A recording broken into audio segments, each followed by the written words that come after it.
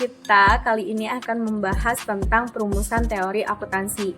Nah, perumusan teori akuntansi ini kita akan tahu nih metode apa yang dipakai, lalu perumusan pendekatannya itu seperti apa, dan perumusan teori akuntansi di Indonesia itu seperti apa. Jadi tetap tonton video ini sampai akhir ya. Ada latar belakang dan pentingnya teori akuntansi. Awalnya, praktek akuntansi tidak memiliki teori yang baku, sehingga menimbulkan kebingungan. Yang kedua, teori akuntansi memberikan pedoman bagi standar akuntansi, pemecahan masalah, dan pengambilan keputusan yang konsisten. Selanjutnya, ada fungsi teori menurut para ahli.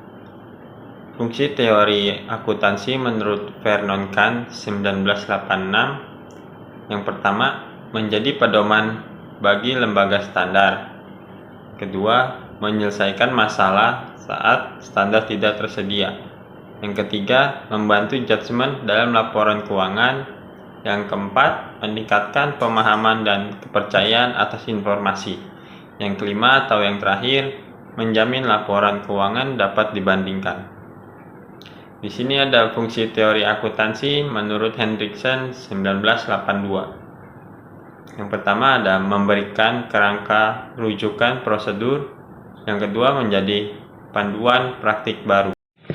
Definisi teori secara umum. Teori adalah susunan konsep, definisi, dan dalam yang menyajikan pandangan yang sistematis fenomena dengan menunjukkan hubungan antara variabel yang satu dengan yang lain, dengan maksud untuk menjelaskan dan meramalkan fenomena. Webster Trip New International Dictionary mendefinisikan teori sebagai suatu susunan yang paling berkaitan tentang hipotesis, konsep, dan prinsip pragmatis yang membentuk kerangka acuan untuk bidang yang dipertanyakan.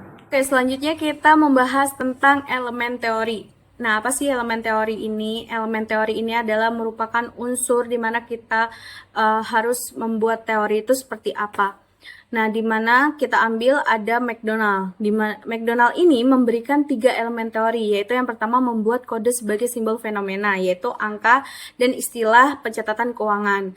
Lalu kedua, mengkombinasikan sesuai dengan peraturan, di mana data atau simbol yang disusun tadi dikombinasikan berdasarkan prinsip dasar akuntansi seperti PSAK dan IFRS, lalu menerjemahkannya ke dalam fenomena yang sebenarnya terjadi. Maksudnya informasi yang telah dikodekan dan diolah digunakan untuk menggambarkan kembali situasi ekonomi perusahaan secara nyata.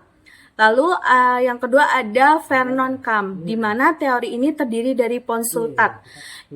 Yang dimaksud adalah asumsi dasar yang menjadi fondasi penyusunan teori akuntansi. Lalu ada definisi, menjelaskan konsep atau istilah kunci dalam akuntansi agar bisa digunakan secara konsisten.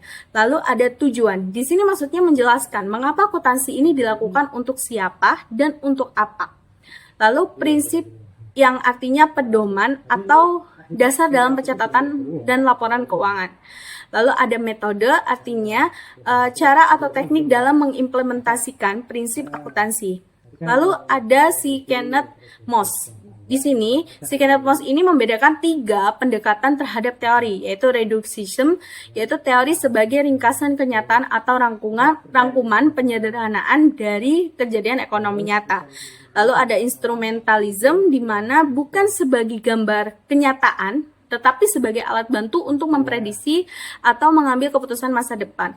Lalu ada realism, yaitu teori ini menggambar kebenaran nyata yang sebenarnya terjadi di dunia ekonomi. Seperti itu. Oke, selanjutnya tentang pandangan para ilmiah terhadap teori. Kita akan ambil beberapa. Yang pertama ada Eldon S. Hendrickson. Dia mengutip definisi dari Eric L. Kohler, yaitu suatu set proposisi termasuk aksiomia, teorema bersama definisi dan peraturan, kesimpulan formal dan informal yang diarahkan untuk menjelaskan suatu gabungan fakta atau kelompok kegiatan yang konkret atau yang abstrak. Lalu ada dari Hendrickson, di mana dia berkata satu set susunan hipotesis, konsep dan prinsip pragmatis yang membentuk kerangka umum referensi untuk suatu bidang yang dipertanyakan.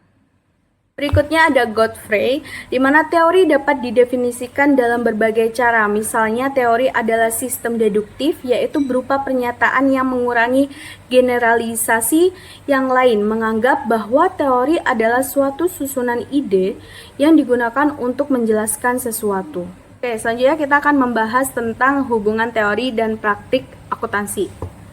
Oke, jadi penjelasannya gini. Di awal kita ada si pemakai nih. Pemakai itu kan biasanya ada investor atau manajer atau auditor atau peneliti lah ya, untuk memperoleh data atau fenomena dari lingkungan nyata. Nah, lingkungan nyata ini si sumber informasi ini. Nah, mereka akan mengamati nih hal-hal penting yang melakukan hal-hal penting yang untuk melakukan abstraksi. Nah, abstraksi ini adalah penyederhanaan konsep dari kenyataan untuk mengembangkan teori akuntansi ini. Nah, contohnya gini. Jadi investor itu sering bingung dengan adanya laporan keuangan yang tidak ada standar pelaporan lingkungannya. Nah, akhirnya si peneliti ini akan menyusun teori tentang akuntansi lingkungan kayak gitu. Lalu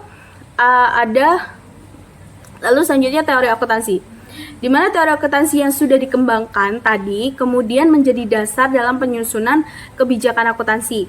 Nah, melalui proses pertimbangan atas kegunaan, terus keandalannya dan kebutuhan pengguna laporan keuangan, berdasarkan teori akuntansi lingkungan tadi, dibentuklah nih standar PSAK yang khusus terkait tentang pengungkapan informasi lingkungan hidup kayak gitu. Lalu adalah kebijakan akuntansi. Nah, kebijakan akuntansi ini disusun kemudian direkomendasikan dan dijalankan dalam praktik akuntansi oleh perusahaan. Jadi perusahaan itu akan mencatat dan melaporkan pengeluaran untuk pengelolaan limbah sesuai kebijakan akuntansi lingkungan. Kayak gitu. Lalu ada praktik akuntansi. Nah, tadi kan sudah direkomendasi ya. Lalu praktik akuntansi. Nah, praktik akuntansi ini menghasilkan laporan keuangan disajikan kepada para pemakai informasi. Contoh, investor dan publik menerima laporan keuangan perusahaan yang kini mencakup biaya lingkungan sehingga mereka bisa membuat keputusan yang lebih bijak. Nah, siklus ini akan terus berkelanjutan. Jadi setelah laporan digunakan oleh pemakai, muncul lagi informasi yang baru menjadi sumber bagi pengembang teori yang baru lagi. Jadi kayak misalnya pemakai merasa perlu pelaporan yang lebih rinci nih tentang emisi karbon. Nah, maka teori dan kebijakan akan terus berkelanjutan dan akan diperbarui menyesuaikan kebutuhan kayak gitu. Oke, selanjutnya kita akan membahas tentang metode perumusan teori akuntansi. Nah, metode perumusan teori akuntansi ini ada beberapa. Langsung aja kita akan membahas yang pertama, yaitu deskriptif pragmatik ya. Pragmatik, di mana di deskriptif ini biasanya menjawab pertanyaan apa yang dilakukan oleh seorang akuntan. Oke, tidak berusaha menetapkan bagaimana seharusnya akuntansi dilakukan, melainkan di metode ini menjelaskan apa yang memang sudah dilakukan. Akuntansi di sini dipandang itu sebagai seni atau art, bukan ilmu pasti, karena praktiknya bisa berbeda-beda tergantung kondisi budaya bisnis dan kebiasaan. Jadi contoh penerapan metode deskriptif ini itu ini APB Statement nomor 4, Accounting Principle Board, di mana di sini adalah pernyataan resmi yang menjelaskan tujuan dan fungsi laporan keuangan. Lalu serta ciri-ciri informasi keuangan yang relevan dan andal kayak gitu. Lalu tujuannya apa sih dari itu tadi? Tujuannya itu untuk menggambarkan praktik yang umum dilakukan oleh perusahaan, bukan menyusun standar baru. Jadi sesuai aja tuh dengan praktik umum yang dilakukan tadi kayak gitu. Oke, selanjutnya kita membahas tentang psikologis. Nah, metode ini adalah untuk mengamati reaksi pengguna laporan keuangan terhadap informasi akuntansi atau output akuntansinya, seperti laporan laba rugi, neraca, laporan arus kas, seperti itu. Fokusnya bukan pada isi laporannya, tapi perilaku atau tanggapan dari pemakai laporan. Tujuannya untuk mengetahui apakah laporan keuangan benar-benar bermanfaat dan relevan bagi pengguna seperti investor, kreditor, manajemen, pemerintah. Jika menggunakan respon dengan benar, artinya laporan keuangan itu berhasil menyampaikan informasi yang relevan. Contoh penerapannya yaitu investor dan laba bersih. Di dalam sebuah perusahaan melaporkan laba bersih naik 50% tahun ini. Nah, investor membeli saham perusahaan tersebut. Artinya, laporan keuangan itu dianggap relevan dan informatif. Oke, lalu berikutnya ada metode normatif. Nah, metode ini tidak hanya menggambarkan kenyataan seperti metode deskriptif, tetapi menentukan pedoman atau aturan ideal yang seharusnya diterapkan. Meskipun belum digunakan secara luas saat ini, jadi contoh penerapannya seperti ini. Decision usefulness. Teori normatif menyatakan laporan keuangan harus dirancang agar berguna dalam pengambilan keputusan oleh investor, kreditor, manajer. Maka, meskipun suatu metode akuntansi belum populer, kalau terbukti lebih membantu pengambilan keputusan, seharusnya bisa diterapkan kayak gitu. Oke, selanjutnya adalah metode positif. Di mana ini dimulai dari teori yang telah diterima secara luas dalam ilmu pengetahuan. Berdasarkan teori ini, peneliti merumuskan masalah penelitian untuk mengamati fenomena nyata yang belum dijelaskan oleh teori-teori tersebut. Penelitian dilakukan secara terstruktur dan menggunakan metode ilmiah yang standar, seperti penyusunan masalah, pengujian hipotesis, pengumpulan data, dan pengujian statistik. Proses ini bertujuan untuk mengetahui apakah hipotesis yang diajukan diterima atau tidak. Seperti itu. Di slide selanjutnya, di sini ada pendekatan dalam perumusan teori. Teori adalah yang diredukasi dari kenyataan atau praktik. Menurut Godfrey, pada tahun 1992, dalam mengaitkan antara teori dan kenyataan dikenal 3 hubungan dalam struktur teoritis. Yang pertama ada sintaktis, hubungan logis antar konsep. Yang kedua ada semantik, hubungan konsep dengan realitas atau objek nyata. Yang ketiga ada pragmatis, dampak teori terhadap perilaku manusia. Di slide selanjutnya ada perumusan teori akuntansi. Menurut Belkowi, pendekatan teori dibagi 2. Yang pertama, A. Pendekatan informal, yaitu ada 2 poin. Yang pertama pragmatis, berdasarkan praktik nyata di lapangan. Yang kedua ada otoriter, berdasarkan keputusan otoritas seperti IAI, FASB, dan sebagainya. Yang B. Pendekatan teoritis, deduktif, dari prinsip umum sampai aplikasi teknis. Induktif, dari praktik nyata sampai disimpulkan menjadi teori. Etik, teori berdasarkan pada keadilan, kebenaran, etika. Ada sosiologis, teori pertimbangkan dampak sosial akuntansi. Selanjutnya ada ekonomi, mempertimbangkan dampak ekonomi makro. Yang terakhir ada elektif, gabungan dari berbagai pendekatan.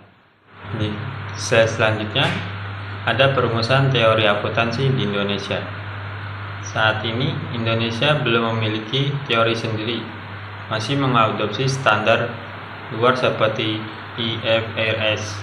Indonesia perlu menyusun teori sendiri yang sesuai A. dengan budaya lokal, B. kondisi sosial ekonomi, C. kebutuhan pengguna laporan di Indonesia.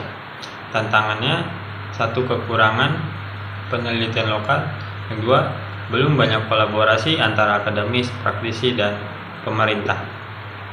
Kesimpulannya, teori akuntansi penting sebagai pedoman untuk praktik yang konsisten dan bermanfaat. Teori harus selalu berkembang, diuji, dan disesuaikan dengan kebutuhan pengguna. Penting bagi Indonesia untuk mengembangkan teori dan standar akuntansi yang lebih sesuai dengan kondisi sosial dan ekonomi di tanah air. Walaupun banyak teori dari luar negeri dapat dijadikan dasar atau pedoman, Pada akhirnya, Indonesia perlu membangun teori akuntansi yang lebih lokal dan kontekstual agar lebih efektif dalam mendukung pengembangan perekonomian dan profesi akuntansi di Indonesia.